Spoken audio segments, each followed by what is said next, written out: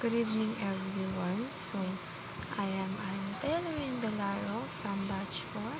So, yung topic po natin today, or yung topic po ni Pastor Russell sa in-upload na pong video sa kanyang YouTube account is all about bakit kailangan natin magtiwala sa Panginoon. So, para po sa akin, no, pagkakabasa ko ng bagay yun, sobrang dami there, or let's say, mas madali siyang sabihin na walang kahit anong dahilan tayo bilang tao ang hindi dapat tayo magtiwala sa Panginoon. Kasi bakit? Si Lord never tayo tinalikuran or binigyan tayo ng false hope or mga bagay na hindi naman magkakatotoo. Si Lord kasi meron siyang ibang way kung papaano dapat na may mga pinatungako siya sa atin, may mga gusto tayong mangyari. Wala siyang sinasabing hindi mangyayari. Sinasabi niya, ito yung mga possible na mangyayari, kaya nilalayo niya tayo sa daan na nais na natin, pero alam na ng Panginoon na masasaktan tayo. So, ganun yung isang way ng Panginoon. Kasi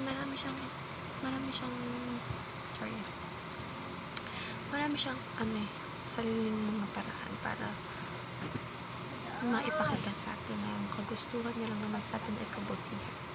Hindi man nabibigyan ng Panginoon sa araw-araw ng mga kagustuhan natin sa buhay. Yun ay dahil may purpose yun. May purpose si Lord kung bakit hindi niya to ipinagkatiwala sa atin, hindi niya natin to parang ipinaubaya, ibinigay. Kaya nga, isa sa mga teachings ni Pastor Russell doon ay for God's perfect timing. So, lahat kasi ng bagay may perfect timing para sa Panginoon. Lahat ng bagay may mga exact time, minutes, second, para ibigay niya sa atin yung bagay na ninanais natin. Kasi Lord, marami siya din mga bagay na hindi natin ninanais, pero alam niya ikatutukan natin o ikalulungkot natin. Why?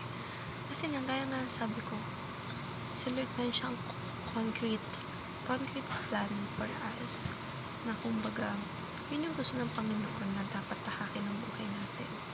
Yun yung gusto niya na sana magawa natin. Dahil si Lord na, gaya nga na sabi ko, hindi siya gumagawa ng mga bagay na ikalulungkot natin. Yun yung dahil ay sure ako na dahilan yun kaya tayo lungkot dahil sa atin na rin, dahil sa mga ginagawa natin. So, bakit natin pagkatiwala ng Panginoon? Si Lord, never siyang nagsalita. Never siya nagkaroon ng bagay na hindi niya tutuparin. Kaya all we have to do is to trust Him, have faith in Him, at of course, mas lalimin natin yung pagmamahal natin sa Kanya. Hindi yung basta lang tayo hingi ng hingi. Kasi hindi nga madamot ng Panginoon, pero hindi naman siguro matigas yung mga mukha natin para humingi sa mga bagay na hindi naman natin deserve. Kasi nga, si Lord, siya na ang pinakamabuting tao, pinakamabuting makilala na natin. Kaya huwag natin sana abusuhin, gamitin natin sa tama, dahil alam ng Panginoon kung ano yung ginagawa natin para sa Kanya.